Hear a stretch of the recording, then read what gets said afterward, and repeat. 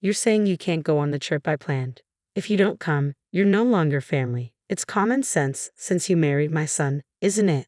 I am my mother-in-law, said to me, seeking agreement from Cody. I halted Cody, who seemed like he wanted to say something, and reluctantly consented to her proposal. Goodness, marrying someone so naive to the world is such a hassle. As long as you understand, if you don't come, it's divorce. I'll re-educate you from now on, she continued with her ridiculous remarks. I was sick of it, but little did I know, this would be the last trip with my in-laws. I'm Liliana, 32 years old, and I run an app development company. It's still a small venture, but I love my work, and every day is a joy. My husband Cody is 37, 5 years older than me, and works at a bank. Both of us are passionate about our work, often discussing it for hours until the early morning.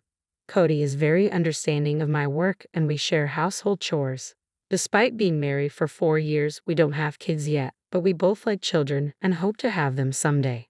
My family runs an auto parts factory founded by my dad. It's now managed by my brother, which gives me the freedom to pursue my dream of starting my own app company. Even though our industries differ, I often consult with my supportive brother and dad, making my family a significant pillar in my life. Cody's family runs a small factory, and as an only child, Cody was expected to take over. However, he chose banking instead, much to his parents' disappointment. There were valid reasons for his decision. Firstly, the factory wasn't thriving, and Andy, his father, was considering shutting it down. Running a small factory is tough nowadays. As a child, Cody often heard his father talking with bank employees over the phone. Once he met a kind and cool banker during a visit to the factory and started accompanying his father to the bank for meetings just to meet him. Eventually, Cody aspired to be a banker, studied hard, and now works at a major bank. Our marriage seems fine on the surface, but it's not going well.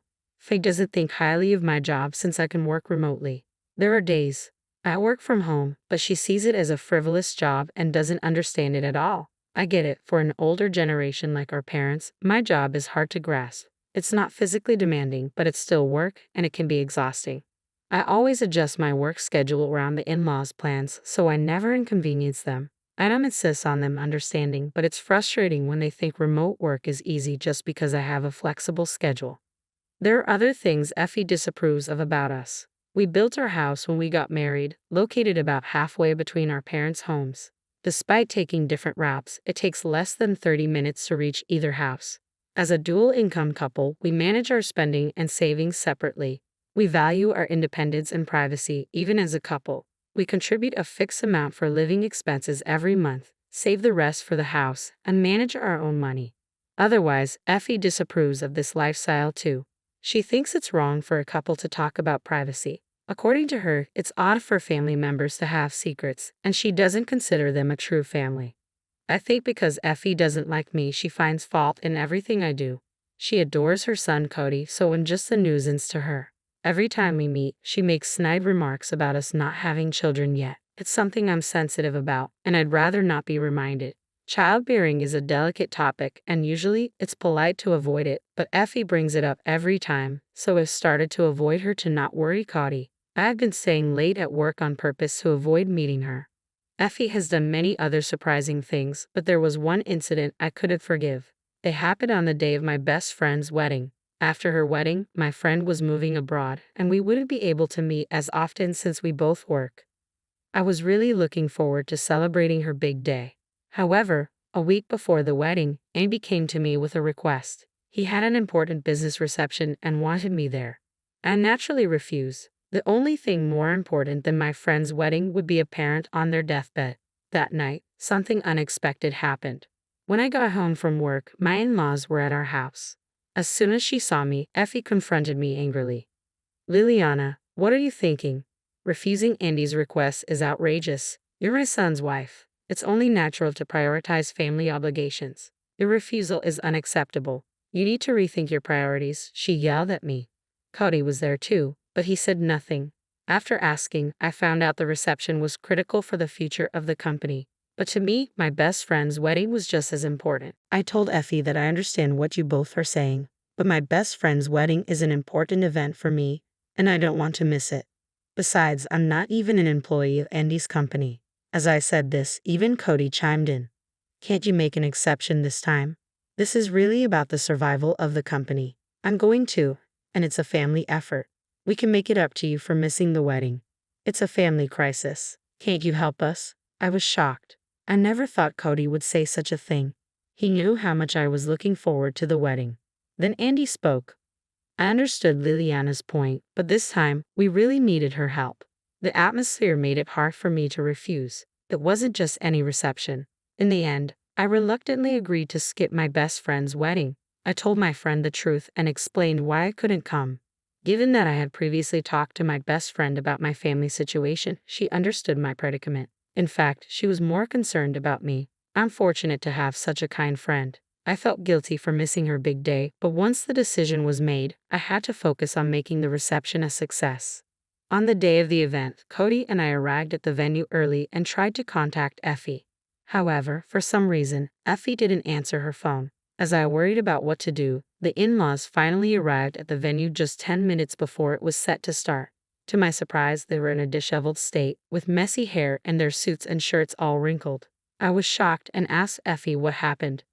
"What's with your shirt? Today is an important reception, right?" She awkwardly responded, "I just overslept, Liliana. Make sure you're not rude." I was so close to snapping back with, "I don't want to hear that from you," but somehow I managed to hold back. I really want to give myself credit for keeping my composure during the reception. Effie, not knowing how to converse properly, made a series of rude comments to our guests. It seemed she meant them as jokes, but their strained smiles made it clear they weren't received well. As expected, we didn't secure the contract, and the reception ended without success. I thought to myself that it was to be expected. If I had known it would be like this, I would have preferred to go to my best friend's wedding. I was infuriated at being dragged into such a disastrous reception, ruining my plans and causing issues with the in-laws. To my dismay, they didn't acknowledge any wrongdoing. According to them, after such a lavish reception with no contract, it's almost like dealing with con artists. Good thing we didn't make a deal with such strange people. I was speechless with astonishment. How can they be so blissfully unaware? After this incident, I became even more uncomfortable with my in-laws and started avoiding them. But unfortunately, there's something I can't avoid. Cody's family has a tradition of going on a family trip every year since his childhood, and it has continued even after we got married. Since our marriage, I've been expected to join these trips, but I'm always stuck with the chores and driving, arranging hotels, booking, researching tourist spots. All these tedious tasks are my responsibility. And if I dare to voice my opinion, I'm immediately shut down with "don't overstep." Even when we visit tourist spots, I'm often left to stay in the room, never getting to visit places I like. Honestly, I dread these annual family trips and always hope I might fall ill on the day. Now, this year's trip season has arrived. Despite their claims of being financially tight, my in-laws insist on a lavish trip as usual. I was tasked with finding the hotel. I planned meticulously to keep Effie, who's always complaining, in a good mood. Since I'm the only one who doesn't drink, I'm the default driver, but I don't mind as it spares me from their conversations. However, a crisis occurred just before the trip. I received news that my mom had collapsed and was in critical condition. In such a situation, going on a trip, even a short one, was out of the question. I lost my composure, thinking I needed to see my mom as soon as possible. It was the day before the trip, so I decided to cancel and started preparing to go to the hospital. Cody offered to come to the hospital with me, but I refused. I felt like he was implying my mom wouldn't make it, which I didn't want to hear. When Cody and I went to tell Effie we couldn't join the trip, she exploded in anger. "You're saying you can't go on the trip I planned. If you don't come, you're no longer family. As my son's wife, it's common sense to prioritize the family trip, right?" "Right, Cody?" Effie said, seeking agreement from Cody. Effie interrupted Cody, who looked like he wanted to say something, as if to say she wouldn't entertain any opposing opinions.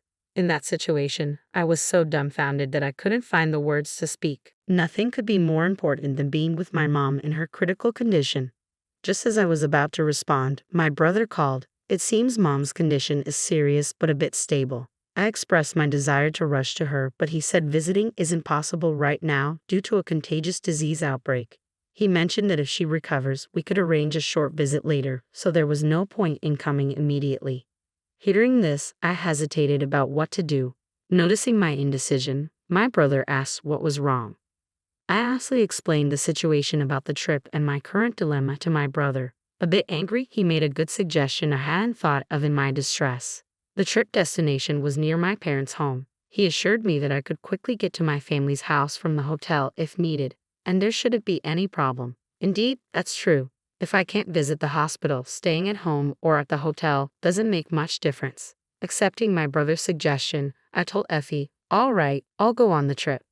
Effie responded, "Goodness, if you had said that from the start, I wouldn't have had to get angry. It's hard to marry someone so naive. As long as you understand, if you don't come, it's divorce. Honestly, I'll have to re-educate you from now on." Cody looked surprised, but we agreed to go on the condition that I could leave for the hospital if needed. He remarked, "It would be trouble if our driver suddenly disappeared, right?" "Oh, good, you're part of this family now, so our needs come first. Remember your role as my son's wife. This is a major event, the family trip should be your top priority." Her triumphant attitude and obvious excitement really irked me, but to avoid further trouble, I decided to endure it. On the day of the trip, I was so worried about Mom that I couldn't put down my phone. Yet Effie was drinking beer from the morning. The back seat of my car, which I was driving, turned into a party scene.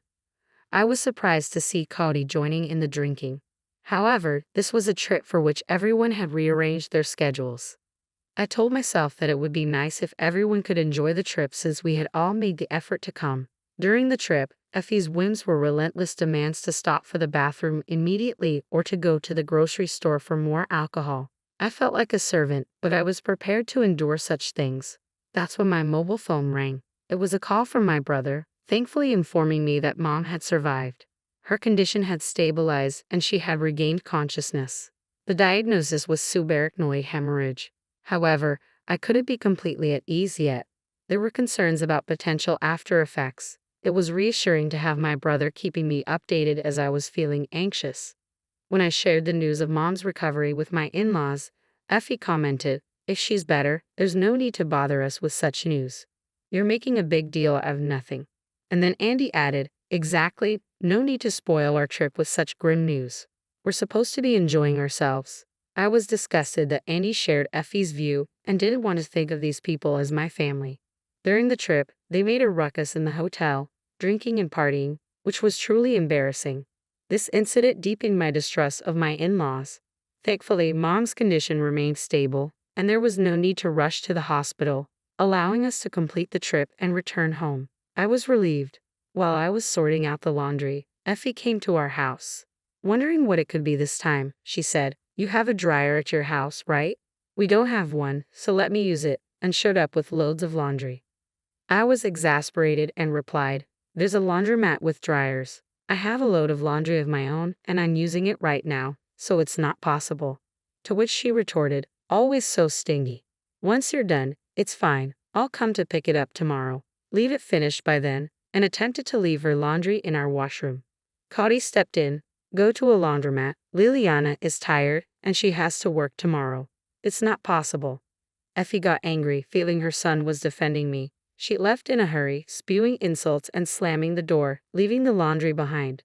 In hindsight, if things had been different that day, maybe the course of events would have changed.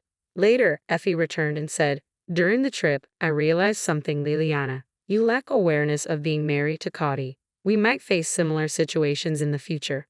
Since we couldn't discuss it, I've decided that Liliana should make a decision." She put a family contract and divorce papers on the table. I was speechless. What even is a family contract? It was ridiculous and confirmed my belief that she can't have a normal conversation. The saving grace was Cody's reaction. He said, "I have something to say. If you keep imposing your biased views on us, I'll cut ties. I can't deal with this anymore." "What do you think, Liliana? She's not your servant or housekeeper. You're the one who's mistaken about your position." Effie was stunned. Until now, Cody had hardly ever opposed anything. It wasn't because he agreed with Effie's ideas, but rather he kept quiet to avoid the hassle. Following Cody's words, Effie's anger turned towards me. "You've changed Cody since marrying him. He used to be so sweet. It's crazy for him to talk to me like that. You must have brainwashed him. Turn him back to the old Cody," she accused, confronting me. She believed I had supposedly brainwashed Cody into defying her. But then Cody spoke up for me. The one doing the brainwashing is you, right? Always going on a rampage without listening to anyone's opinion. Frankly, you're a toxic parent. You never let me do what I wanted to after getting married. Instead of calming down, you started spewing your venom at Liliana. Enough is enough. I'm not going to divorce, and if you have a problem, you should stay out of our lives, Cody said. Hearing this, Effie turned to Andy, who was with her, and burst into tears. Andy responded, "If that's what Cody thinks, then fine. We'll cut ties, do whatever you want," and stormed out. I was surprised but happy that Cody stood up for us like that. Feeling frustrated, I told my brother about this. He became furious, saying he couldn't stay silent if they were acting this way. He decided to take action. It led to a tragedy in the in-laws' family. Turns out, my brother's company was a client of my in-laws' company. We had kept our family's company name a secret to avoid creating a power imbalance. The in-laws had no idea they were dealing with my family's company. But with things as they were, we couldn't continue like this. Though I had been patient, avoiding mixing business and personal matters, it had reached its limit.